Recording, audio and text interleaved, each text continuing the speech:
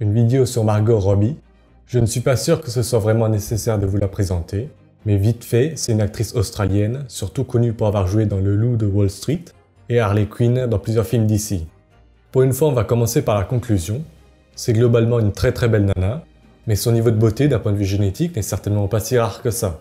Si on devait essayer de la situer par rapport au commun des mortels, elle devait certainement faire partie du top 1 ou top 2 dans toutes les classes ou groupes de télé de 15-20 nanas durant sa scolarité. Si vous prenez au hasard une ou deux classes ou groupes de télé de 15-20 meufs, vous trouverez certainement une nana de son niveau. En fait, dans ses apparitions à l'écran, elle est toujours très bien apprêtée. Donc j'ai dit que globalement c'est une très belle nana, mais ce niveau de beauté d'un point de vue génétique n'est pas si rare non plus, et il n'est pas exempté de quelques petits défauts. Le premier truc qui est très flagrant chez elle, c'est qu'elle a ce qu'on pourrait appeler une espèce de beauté androgyne. J'en ferai une vidéo dédiée très bientôt. Si on ne parle que du visage, elle a une très bonne génétique pour faire drag king. Du bas vers le haut, par exemple d'un point de vue osseux, elle a une mâchoire plus développée que la majorité des mecs. Très anguleuse, très tranchante, bien définie. Les gognons des mandibules sont très éloignés, ça lui donne un tiers inférieur très large. Je pense que beaucoup de mecs aimeraient avoir une mâchoire inférieure aussi imposante. Pour ce qui est du reste du tiers inférieur, tout est bien. Pas de menton fuyant, largeur et hauteur du menton ok, sourire large, lèvres pulpeuses. Elle a une jawline qui est plus adoucie par la graisse si on remonte un peu dans le temps, vers les années 2010 à ses 20 ans. Sur les photos les plus récentes, le manque de graisse rend le tiers inférieur un peu plus, peut-être même un peu trop anguleux. Au niveau des bajoux et sous les pommettes, c'est parfois un peu trop creux sur certaines photos. Est-ce que c'est le vieillissement, un régime ou une intervention chirurgicale? À voir. Au niveau du tiers moyen, elle a le dos du nez qui est plutôt droit, il y a même une légère bosse, et la racine du nez est très projetée en avant. Le nez aurait été parfait si la racine était un peu moins projetée en avant, et le dos un peu concave vers le haut. Mais là c'est du chipotage, elle n'a clairement pas un nez laid. Le reste du maxillaire d'un point de vue osseux est certainement bien.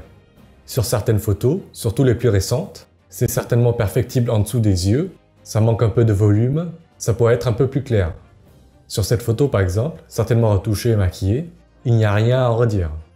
Vu que ça concerne surtout les photos les plus récentes, c'est certainement une question de vieillissement, il y a la graisse, la peau juste sous les yeux, qui se relâche un peu avec le temps. Les pommettes sont larges et hautes, comme j'ai déjà dit sur les photos les plus récentes, dans la zone sous les pommettes et au niveau des bajoux, ça manque de volume. C'est un peu trop creux, ça manque de graisse. Encore une fois, sur les photos qui se rapprochent plus de 2010 que 2022, ces défauts minimes disparaissent. Et pour le tiers supérieur, elle a un regard qui est sur pas mal de photos, un peu sévère. Ça c'est surtout une question de sourcils, leur épaisseur, leur teinte, leur hauteur par rapport aux yeux, l'orientation lorsqu'ils se dirigent un peu trop vers le bas et le dedans. Sur certaines photos comme celle-ci, le regard est beaucoup plus adouci.